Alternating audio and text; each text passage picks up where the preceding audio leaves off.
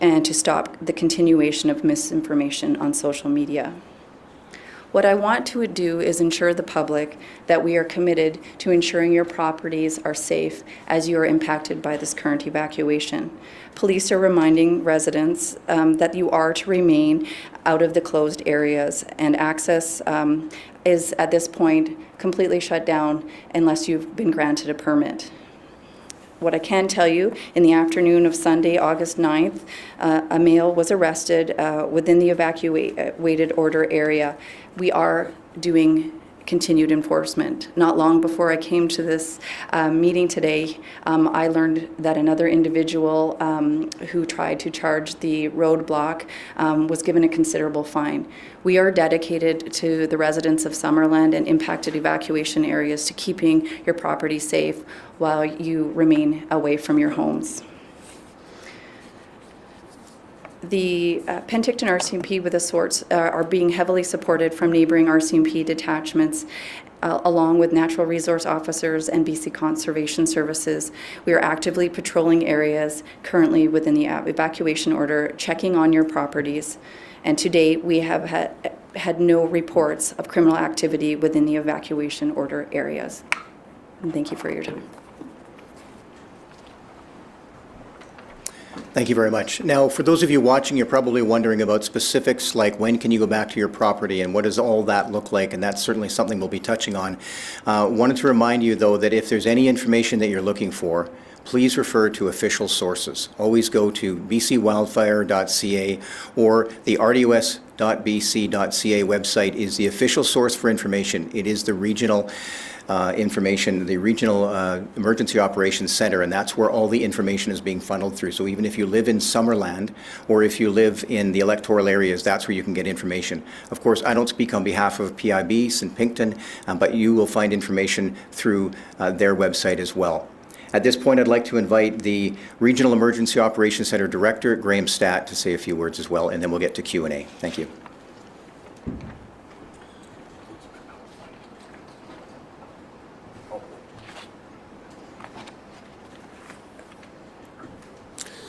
Good evening. First of all, I just want to recognize the situation has created tremendous stress and hardship for people across the region. Many of us involved in the response ourselves have been displaced out of our homes and directly impacted. Also, staff are working diligently right now to support wildfire response efforts at this time. And I just want to give a big thanks to all staff involved in the response phase. And it is truly a privilege of public service to serve people in what is sometimes the worst time of their life. We appreciate the ongoing support of volunteers, community organizations, and partners helping those that have been impacted by the wildfire. And thank you for your patience and cooperation during this difficult time. I'm going to talk about several phases of what we'll see going forward. So first of all, as we heard from BC Wildfire, we are currently in a live wildfire situation in and around the area, and that means focus needs to be placed on protecting people and critical infrastructure. And as we heard, it's not a time right now to be able to go back to the community. It is not safe at this time. The Emergency Operations Center, which is a regional operations center now, is fully staffed and operational. Emergency Support Services is set up and serving those that are displaced, and steps have been implemented to streamline processes and improve service delivery for evacuees. Staff and volunteers remain available to assist residents with available supports and resources. And all these things are under what we would call the response phase that we're currently in, the response phase of this situation. What we're going to see next is the re-entry phase. As things improve, as things get better, and they will get better, right now, we are already providing temporary access requests for critical purposes for reentry. So even though we're in the response phase, there's some permissions being given, and that again is for critical purposes. We're triaging all those requests. As you can imagine, there's many requests that have come in. And an organization named Alert we're working with for the purposes of animal protection, animal welfare. They've been given access throughout the community to help the livestock, to help animals, to help pets in some cases as well. In parallel, planning for reentry is well underway. Crews are currently gathering reports of utility and other infrastructure across the community, and we will work to ensure affected areas are safe before we have any public return. Reentry of residents will occur on a staged or phased process. More information will be shared as plans are finalized, but as we get into the reentry phase, a really important part of that is going to be our ability to do rapid damage assessment. Right now, we ourselves do not have access to the community to do these damage assessments. A lot of questions are coming in about what's the state of damage, where is the damage across the community. That's not the role of BC Wildfire to tell us the damaged infrastructure. We're going to have to get in there when it's safe.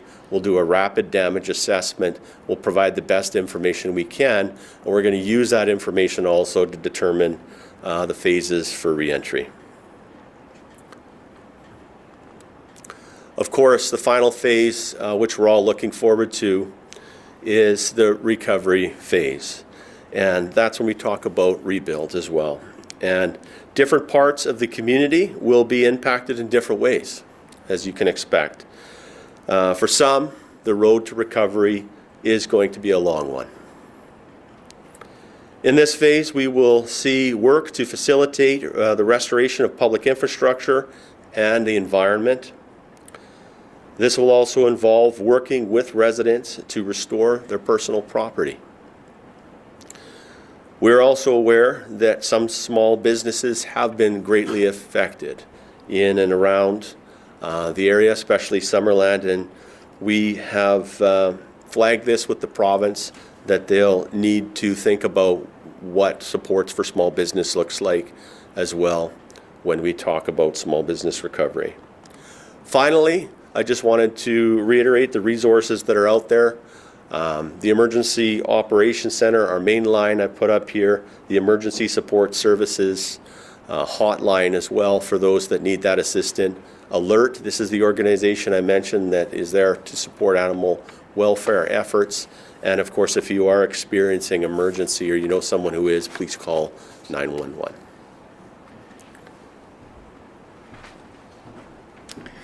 Thank you very much. That's Graham Statt. He is the director with the Regional Emergency Operations Center. We're going to spend about the next 10 minutes or so on some Q&A. So if any of the members of the media would like to ask a question, I'm going to ask, if you don't mind, if you can come up here just closer to the podium. That way the microphone that we have here will pick you up. And I have this one as well, which may help. So if you do have a question, if you could just step up over here. I don't know if anyone wants to jump in first. And if you just let us know who you're looking for from an answer, or if you just want a general answer, we'll find that person for you. But go ahead, please. Thank you. Just interested to know from the Wildfire Service where the fire is right now, what we can expect tomorrow, where it's progressing, what it looks like for people on the front line. I think we'll ask you to come up to the podium if you don't mind. Thank you. Yeah, thanks. There's a map online that gets updated as frequently as we can. There's limitations to that update based on smoke and cloud, flying conditions, etc. But I would suggest that right now the most active part of the fire is on the western flank. I would suggest sort of a northwesterly and a southwesterly corner. That's the result of westerly winds that have brought in what we'd call clean or fresh air, so more direct sun onto the landscape there. That growth is, while the wind is pushing it west to east, it's a backing fire, but it is still backing very methodically. There is some decent-sized runs, nothing remotely close to what we saw on the first day, but very good active behavior, rank 4 fire behavior. not as busy at the north, for certain, and the southeast corner as well, not as active there either. And for people that are there, what are the conditions like? For people on the ground, yeah, perhaps not surprisingly, it's very hot, it's very dry. There's a lot of steep topography in these areas. Yeah, it's a true firefight for the crews. And also, there's a lot of equipment operators that are working in these tough conditions. And to the pilots, the conditions for our airmen is very, very difficult. The visibility is very taxing. It's a very flat light. For the fixed wing aircraft, again, the conditions with the visibility and the topography makes it extremely challenging. Oftentimes it's just not capable of flying. I would also like to mention, though, that our night vision program, sometimes they get good conditions to work in, and sometimes they could get smoked in at the airports where they need fuel. But they've had a few good nights as well for good operations with the night vision program. If I could just throw one more. Yeah, go ahead, please. I understand the landfill is now involved. Can you speak to that? I could just say that there's fire at the landfill, and it's not the type of fire that our crews are equipped to fight. That non-vegetative smoke would be not something that we would want to be engaged with. Before you leave, and we'll see if we have another question for you, but I just wanted to mention that you have been talking about the fuel conditions out there, how dry it is, and why it's so important that people stay out of the backcountry and not cause further fires anywhere in the province, but why it's so dry, what you're seeing out there. Okay, I would suggest that if people are finding themselves in the backcountry, that they be beyond careful with anything that might be a source of spark. I would just like to highlight the fact that really these fuels can't get much drier. There's not much moisture that can be taken out of them. The fuels are burning very deep. There's full consumption of both large and small material. That causes that very active fire behavior that we see. And because the fires aren't just flashing through the finer fuels, it's more of a drain on our resources. It takes more time to fight fires when it's that kind of active fire. And it's not the type of fire behavior that you necessarily want to be right up against. And I'd also maybe take the opportunity just to point out that we put up a map and we draw a perimeter around it. If you're to zoom in on the landscape, it's not just a straight line that you could walk and be fire on one side and green on the other. It's very fingery. The amount of perimeter is, well, it would be measured in hundreds and hundreds of kilometers in reality. And then just recognizing that we can't do what we would call direct attack on much of that ground because the fire is spotting potential, and not just potential, but the reality that it is spotting, if not at short range, then medium range too. So if we were putting our resources in to work a fire with a direct attack, there would just be fire spotting and growing at a very high rate beyond that. So hence the need for heavy equipment in lighter fuels at a distance further away from the fire, so that we can get around the fire in its entirety instead of just trying to chase the side of a fire that is moving quite quickly. I think I'll ask you to stay put because I know people like red shirts and they want to ask questions using the fire service. So I'm going to ask anyone from the media, if you're going to ask a question, to come on up here just so we can hear you. We have a live stream as well, so it would be really helpful if we can hear you clearly. Did you have a question for Hugh or was it someone else? No, it's for Graham. Okay, for Graham Statt, he's the Regional Emergency Operations Center Director. So you can come on up and So this is for Graham. You mentioned that it's not safe enough for people to return to their homes at this point, but we've been speaking to a lot of evacuees, and a lot of them are learning that their homes have been destroyed via video, and some just don't know if their homes have survived this fire. When will they start to receive that communication confirmation whether their homes are still standing? Yeah, it's a great question. We've heard that concern as well. As I mentioned earlier, we don't have that information either yet. We're not allowed in the community to do our rapid damage assessments. As soon as we're allowed in the community, we're going to start to work through the community in a grid pattern to understand the rapid damage assessment process. Will identify those structures and those areas that are most impacted, and then we'll work through a process whereby we can determine what reentry looks like and how we communicate to people at that time. But until we ourselves can get in there to do those rapid damage assessments, we just are not able to help with that. I mean, I would like to get as many in as we can, but if you don't mind, if you can ask a follow-up right after this, because I feel like we're going to miss out on people who want to ask questions. We'll have more opportunity. But you look like you really want to ask a follow-up. Can you come a little closer then? Sure. Okay, this is for our CMP officer, Statt. So just in regards, you mentioned the criminal investigation. I'm hoping you can shed some light on what led you to investigate this as a possible criminal act. Did you receive tips? Was there any security video? I mean, what led you down this path? Well, we received information early from BC Wildfire, so we had received some initial information in terms of potential cause of the fire, and as a result of the impact it has had, we have conducted our investigation. And so I spoke about it being a criminal investigation. We are following up to see if there is any criminality involved in this, because there is an associated death and a significant amount of property damage. We need to follow up with that. So we're doing our due diligence, working with our partner agencies. We have fire investigators on where we believe the origin is, but again, as you've heard from my colleagues, significant risk right now, so we are assessing as much as possible, but realizing that to find the exact origin point and to begin that scene examination will take some time. So we are following up on the information that we have to date, and we will proceed as quickly as we can, realizing this will take some time. So that's where we are, and that's what I can tell you. But it's unusual for unknown causes to be investigated as criminal acts. Is that safe to say? Like, Well, if there's an initially, unknown cause- so right now, initially, it came in because we have said it had some associated criminalities. We had heard the same information that the public had in regards to the their bear bangers. So we conducted our criminal investigation, and that was the point I was mentioning specifically. We are now just proceeding with our regular investigation, looking at if there's any other potential criminality involved. Okay, I'm going to cut you off there. Yep. We have time for just a couple more questions. We will be coming back to Q&A after we hear from a few other people. We're going to continue on for a moment or two. We want to make sure that Hugh can answer any other questions that anyone has, because we're going to send him back to the site, because Hugh is, as you know, very busy on this wildfire. We're going to have the information officer stay here, so I just wanted to ask, does anybody have a question for Hugh? And if so, go ahead. Okay, thank you. Okay, hi Hugh. Hello. Sarah with Global News.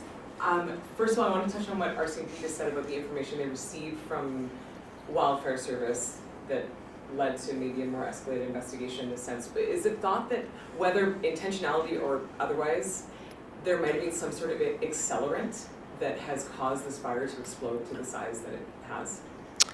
What I can tell you is that when I came to this fire, it had already been burning for a number of hours, and I would suggest that Mother Nature has provided all the accelerant necessary to do what's happened. Have you ever seen a fire like this in your career? Not in this fuel type. And there will be an opportunity, Thanks. thank you. Yeah. Not with you, but we will have time for one-on-ones after this meeting is over. So we're going to go with one more for Hugh, so that Hugh can head home, head back to the fire scene, I should say. So just in general, we're seeing that there's a lot of activity towards the south, and that concerns many people because evacuees are in Penticton as well. So what are we looking at in terms of threat to the city of Penticton and the firefight there? I know there's a contained fire. Can you elaborate? Yeah, thanks for that question. And I appreciate that there's, for good reason, keen interest on Penticton. There's a heavy concentration of people there. The same could hold true for Peachland, but there are efforts being deployed around the perimeter of this fire, machine guard, hand guard where the topography doesn't allow for heavy equipment to work, and aircraft being deployed in places where the conditions are right for us to be in there and not be threatened. Just know that every effort's been made to keep that fire from encroaching into Penticton proper. Okay, one more question for Hugh Murdoch, the incident commander. Go ahead, please. We'll keep it brief. As you said, there was a bunch of activity. It's mainly on the southwest and northwest flanks of the fire. What's the likelihood timeline for Highway 97 being able to be reopened? Yeah, a lot of interest on the highway for good reason. And that activity that I spoke to is sort of real-time information. If you back it up a number of hours and overnight, the fire activity at the northeast corner closest to Highway 97 was, I would describe it as an organized flame front, moving in lighter fuels. This morning, helicopters were able to get on that and have an impact before they got smoked out. Our intention is to have more crews in there again tomorrow morning. There are many things beyond fire behavior that will impact when that corridor will be open. And I think there's other people within Ministry of Transportation and other parties that will have a say in that as well. But from the Wildfire Service point of view, we're doing everything we can in that area to protect that corridor, while also recognizing that the benefit to that is protecting Peachland and not losing focus on other key parts that this fire is impacting or could be. Hugh, I know as the incident commander, you have to get back to the site. Is there any closing thoughts you wanted to share with us? But again, I just wanted to thank you on behalf of everyone here for taking the time out to listen to your crew. Yeah, thanks. I'm usually somebody that has a lot that I would say, but I'll take the opportunity to just step back and get back to it. Maybe I'll just close by saying that there's an awful lot of hard work and some really tough conditions being put forward by crews from around the province, across the country, and international help as well. That is really, I think, a good thing to be part of. And I hope that the communities here, I'm sure they do appreciate what's taking place. So appreciate the support that we've had.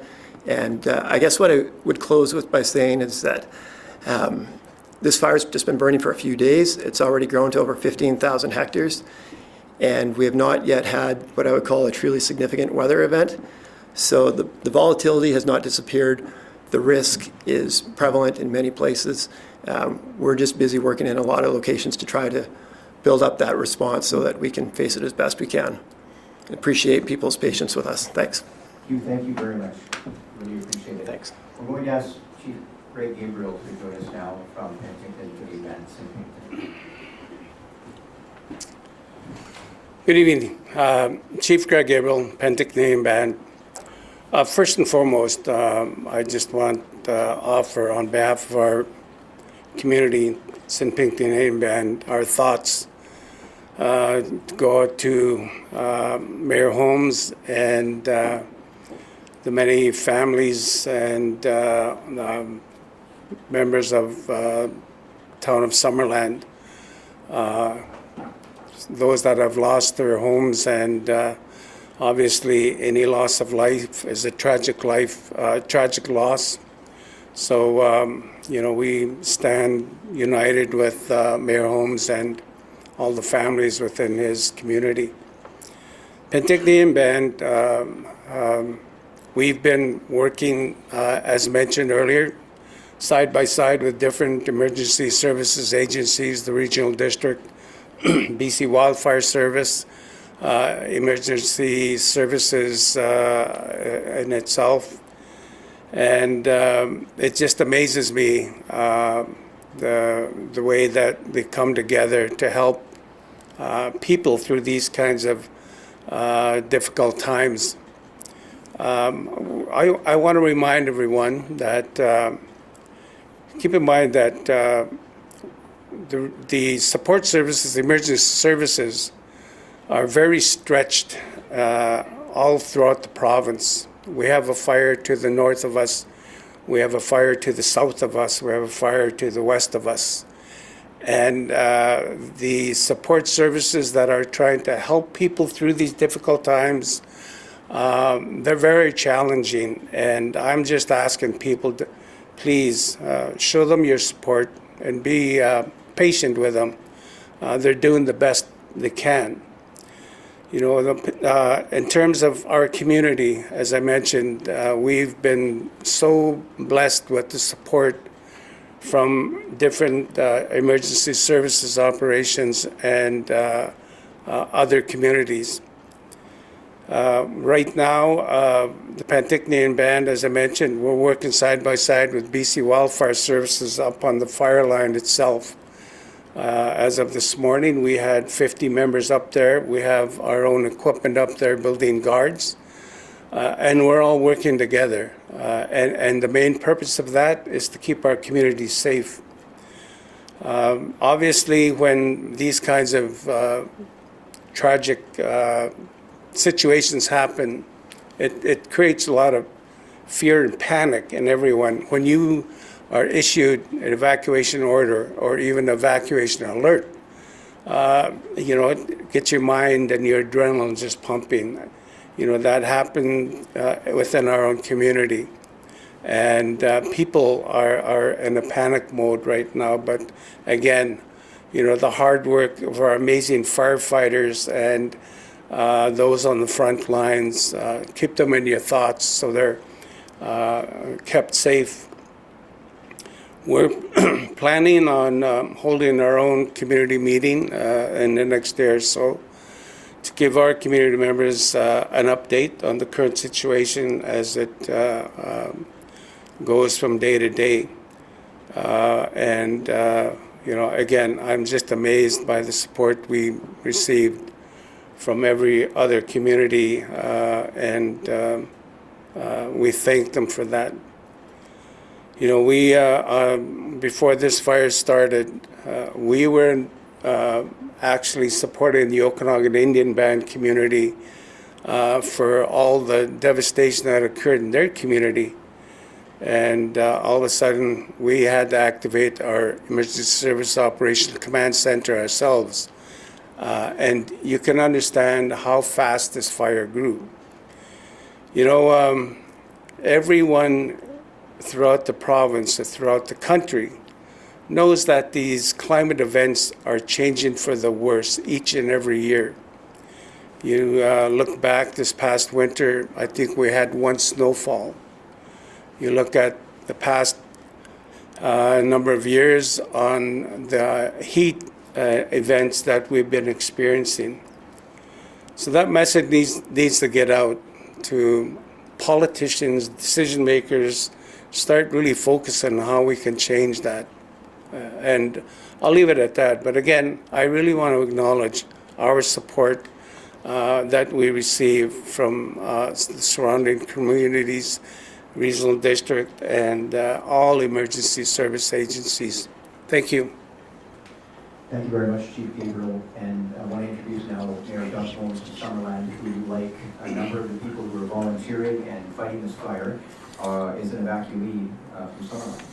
Okay, thank you, Eric, and thank you, Chief Gabriel. As mayor, on behalf of the residents, the whole community of Summerland, there's so many people to thank. And I'm not going to do that now. I'd be here forever. But there's so many individuals, organizations, and communities who are helping Summerland right now. The focus is on us like it's never been on us before, and we appreciate it. I would just like to speak about the residents of Summerland and how we have been pulling together. It's been incredible.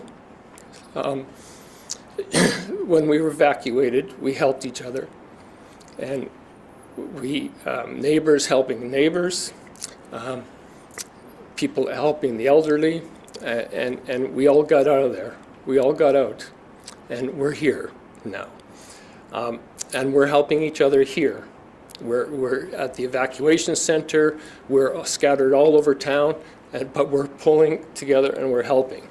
Now I know, as we heard, we're not going to be going home anytime soon. We're putting the plan into place so that we can get back home when it's safe. So we'll be organized and we'll know what we're doing. But the fire is still out of control, and we can't start that process until that fire gets under control. So people's patience are going to start to wear thin. We know that, but we can't lose sight of who we are. We need to keep helping each other, and when we do get back, we need to brace ourselves for what's there or what's not there. It's going to be hard. It's going to be really hard. We all know people right now. We all know people who have lost homes. We all have friends who have lost homes. And those people will need our help. We can't have any infighting. We can't start laying blame. We need to just pull together as the community we are and get through this, and we will. And we'll get through this and we'll be stronger. Because we're resilient, we're a community, we're a tight-knit community, and let's just keep that in mind and not start laying blame. Let's just keep working together. Let's be who we are. So that's the message I'd like to get out. Thank you. Mayor Holmes, thank you very much. Mark Pendergraft is the chair of the Regional District of Okanagan Civil Committee. He's also the electoral area director for electoral area A, which is rural Osoyoos. Good evening, everybody. I'll just start by saying from my heart, thoughts and prayers are with the community of Summerland and the surrounding areas. It's going to be tough when you come back, but as a community, you will get through it. I'd also like to express my thanks on behalf of everybody for the first responders, the volunteers, and the city of Penticton has come out and really supported everybody that needs a place, and that's just greatly appreciated. I'm not going to spend a lot of time just talking here, so I'm going to just pass it on to Riley Gettins, Director of Area F.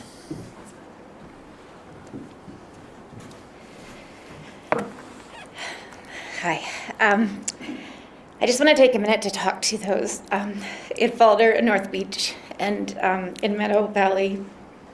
I'm just going to speak to you directly right now. Since Friday night, you've been living through a nightmare that most people never ever have to face, and that most likely will never really fully understand. I know you left with moment's notice, and not knowing if you'd have a home to return to. And now, in a few days of this crisis, some of you have had that devastating news and that reality confirmed that your home is gone.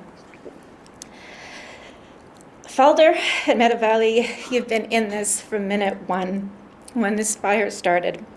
You're grieving in a way that can only be understood by your tightly knit community, built on a deep love of your land and your neighbors, and the way of life that you really, I know you so cherish.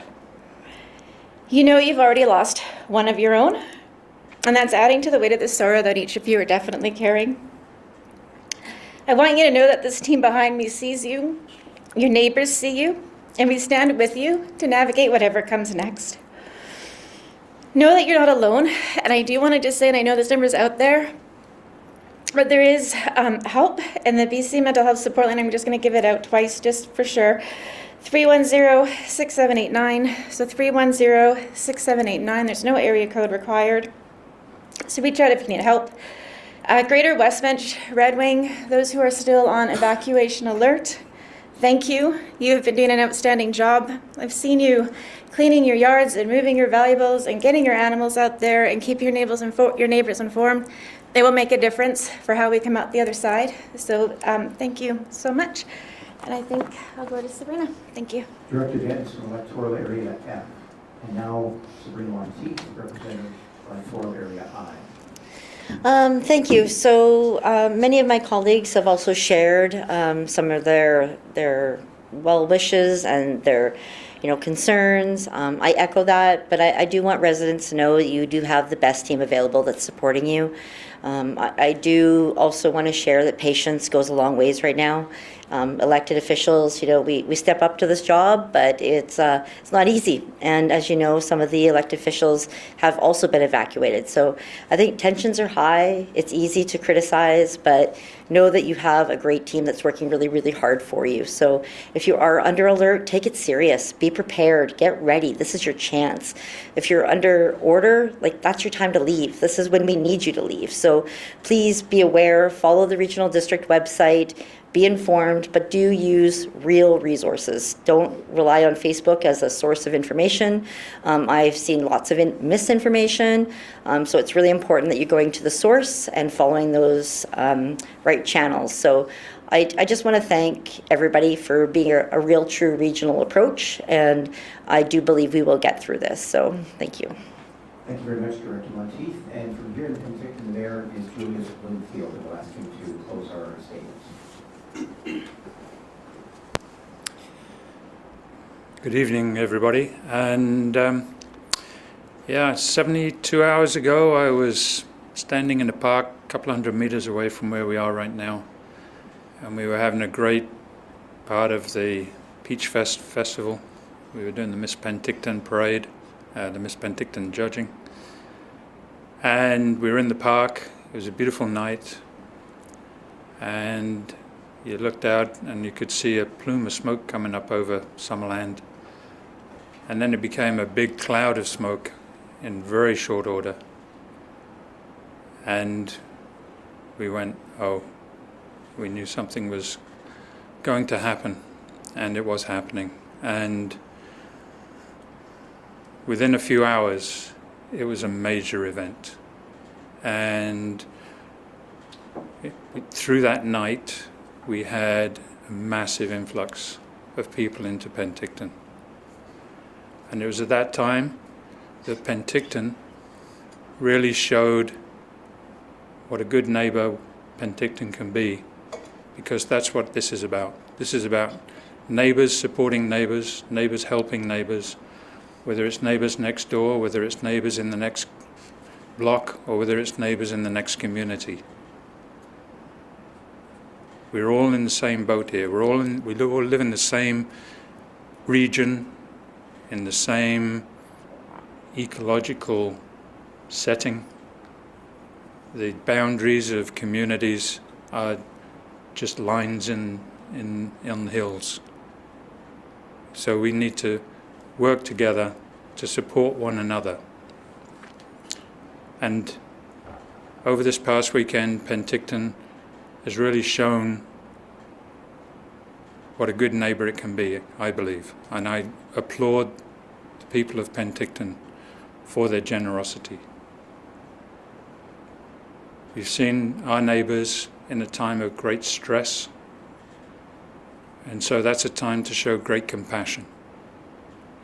We've seen an enormous amount of goodwill coming into the evacuation centre.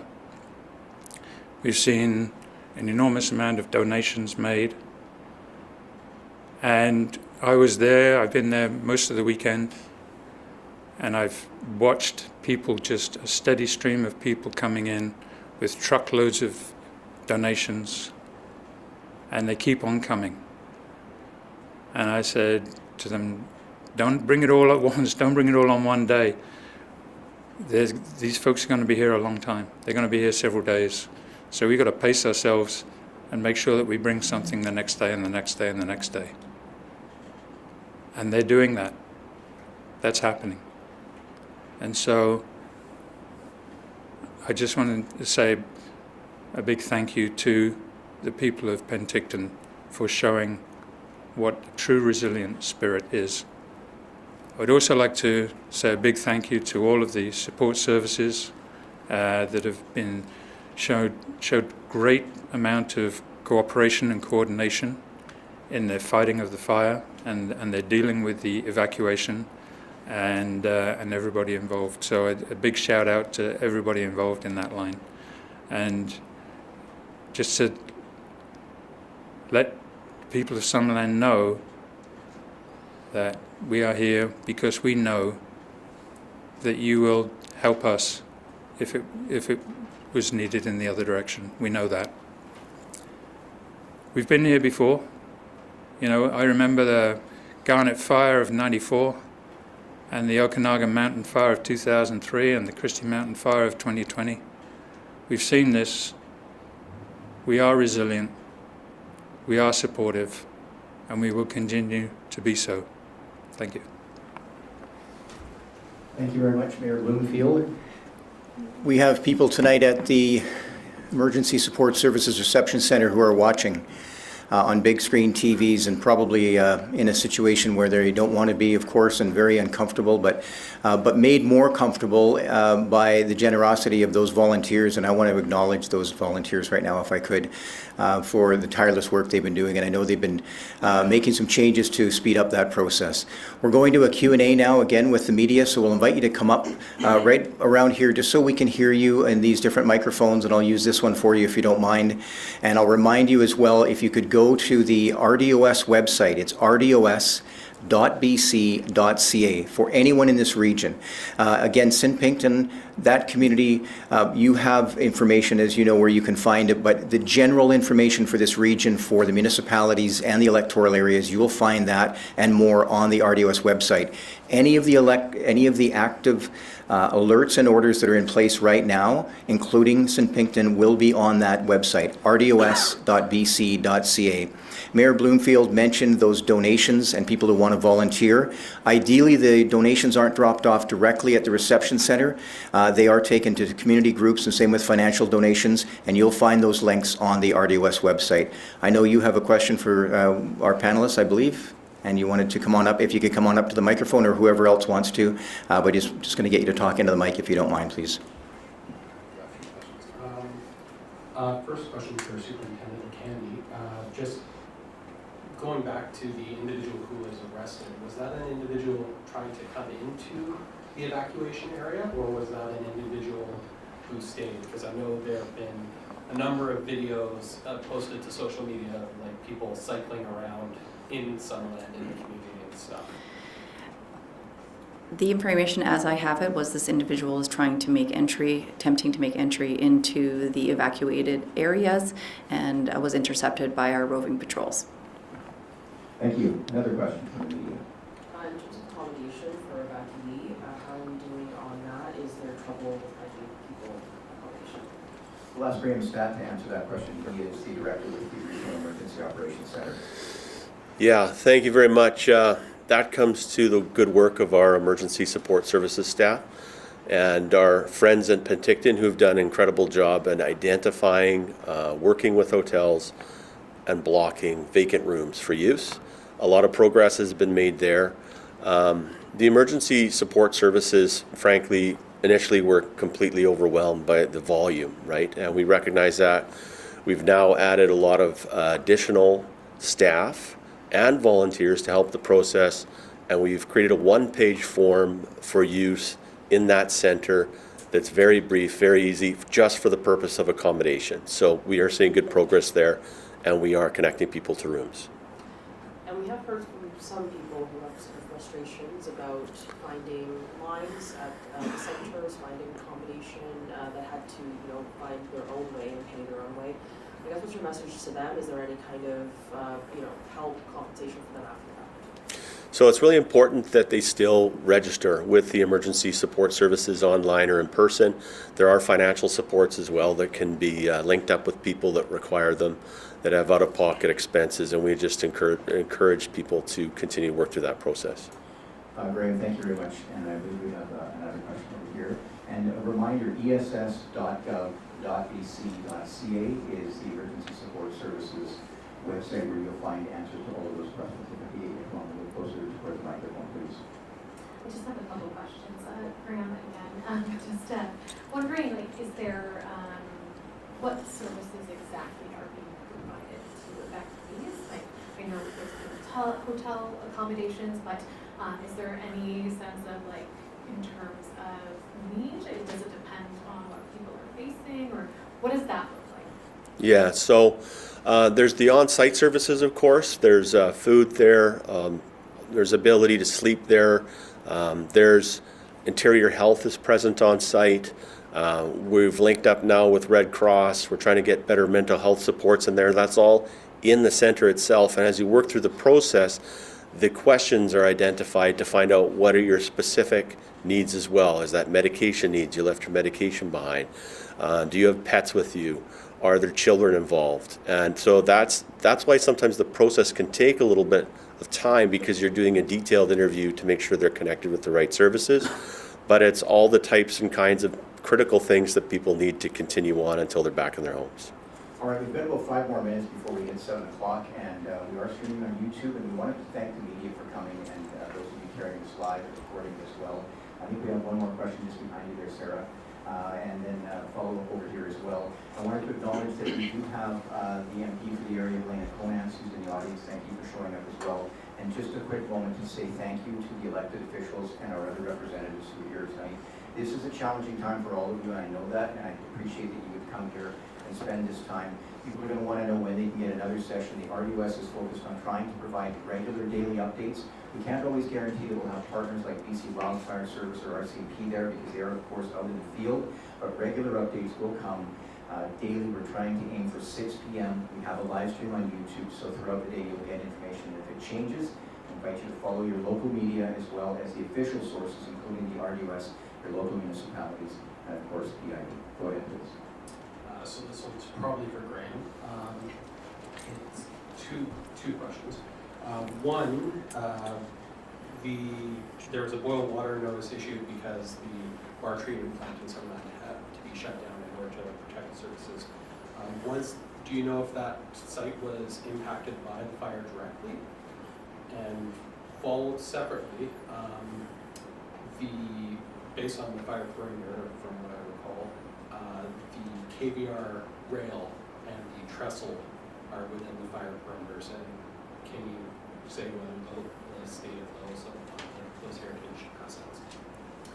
Can you start with water? Sure. Water, it's a live situation of fire around the water treatment plant. The facility itself remains intact. We have staff working in the water treatment plant with permission right now to get things going again, to start flushing systems, all as part of this re-entry planning. But as mentioned, the landfill nearby is literally on fire, and we're currently fighting it. It's not far from the water treatment plant. At this time, the water treatment plant's being stood up. We understand there is a boil water order that also can either get better or it can get more serious in terms of the consumption of that water once Interior Health comes along and starts to do some of the testing. We will be doing a lot of testing, and in any case, we'll make sure before anyone re-enters any part of the community, the water, the situation with the water in that area is well understood. KVR. Specifics about KVR or any Sure. other location, how would be part of the Yeah. damage assessment? I've had personal conversations with representatives from the KVR. The trestle remains intact. The train itself, at least based on my conversation, it's fine. They had moved it out of a lot of area that was sort of in the zones that we're seeing on those maps. So its current location is fine. We're working with them to get some specific entry to do some work in relation to that train, but at this time the train and the trestle remain intact and we're in contact. Okay, we'll have time for just a couple more questions. I wanted to acknowledge Deborah Jones-Middleton, who's here as well. Deborah is one of the other EOC directors. She's also the senior manager of protective services to the RUS. When this fire broke out, we decided to start a live stream. It's because Deborah said that's a good idea, and she trusted me to do it, which I was surprised by. But what that's done is provided regular information to people, and it's not easy because we're putting ourselves out there as a local government. But it's turned out that we're able to create some community and actually have a conversation, and I appreciate your trust and those of us in the information section to do that. So thank you. Can we ask the gentleman here to have, just so he hasn't had a chance to meet him as our New Year last if you don't mind. Just to be fair. Thank you. Come on through, if you don't mind. Don't be shy. So this is another one for Graham. We've heard reports of people having poor cell reception or their internet being down. I'm wondering if that has to do with any of the infrastructure damage caused by the fire. Have you heard any reports of that, and has that been found to be an issue? So what I can tell you is that it was mentioned in my presentation, we are doing some early entry permissions for critical infrastructure and top priority purposes. TELUS, for example, is one of the ones that got access to ensure they were up at their tower, to ensure that their station downtown is working properly to maintain these cell functions that we also are relying on as well. So there could be other impacts to some of their other things. They're still learning themselves in terms of fiber optic and everything else. But at this time, we are working closely as critical infrastructure and giving access to make sure that's okay. So if service impacts are being experienced, perhaps it's volume or some other reason.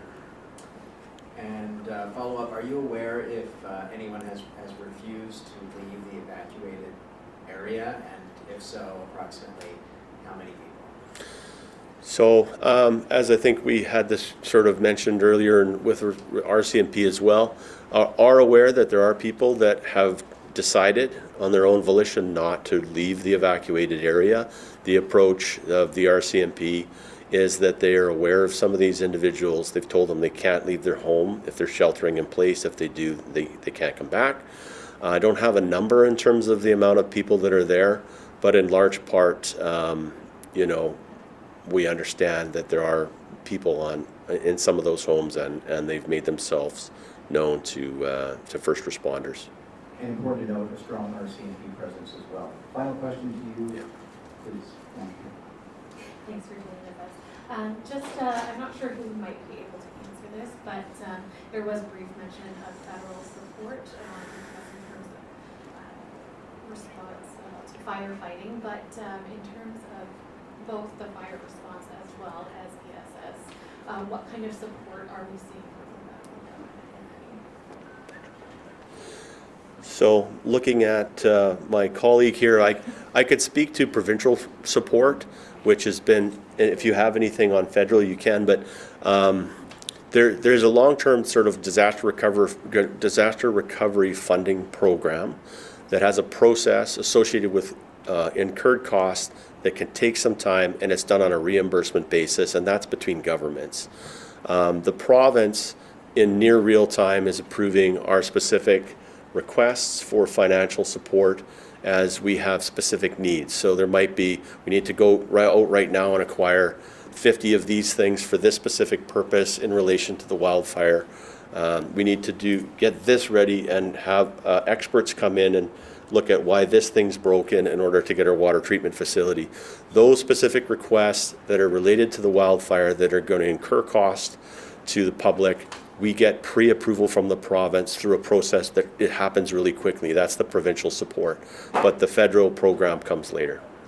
All right, we're going to wrap things up now. I'm going to invite Deborah Jones-Middleton to come up here and provide some closing thoughts for us. Deborah, like some of us, is also on evacuation order and leads with empathy. So we'll leave it at that. I just want everyone to know that the Regional Emergency Operations Center is working closely with the City of Penticton, Penticton Indian Band, the District of Summerland, and the rural area of residents. We are all concerned about the residents that are being impacted by this event, and we're very grateful for everyone that has stood up to help everyone. We know that majority of the people in the initial phase of this response are people who were evacuated from their homes, including the firefighters and the emergency support services personnel. And they have been received very, very caringly by the people who are being impacted. So we're very grateful for everyone that's helping and the patience of the residents of Summerland and the rural area F and I people. So thank you very much for being here tonight, and also know that we are working to support you in every way we can. Deborah, thank you very much. And we'd like to again thank all of the presenters here and everyone who's come from BC Wildfire, RCMP as well, and our elected officials. We're going to wrap up with just a reminder. If you're looking for any information, regardless of where you live, rdos.bc.ca. As a regional emergency operations center, we're really trying to focus on centralizing information so people can find it. Whether you want to make a donation of goods or finances, money, if you want to volunteer your time, if you need support, that's the place to go. So regardless of where you live. Those of you who are watching, who have questions, don't hesitate to call if you need to. 250-490-4225. That's the Regional Emergency Operations Center phone number. Misinformation becomes really problematic when people are in the situation they're in. Final note, if you live in an area anywhere near this wildfire, or for that matter anywhere in British Columbia that could potentially be impacted by a major emergency, take the time now and prepare. Thank you all again very much. And thank you to our presenters. We appreciate it. Thank you to the City of Penticton for helping organize this event here tonight. Thank you.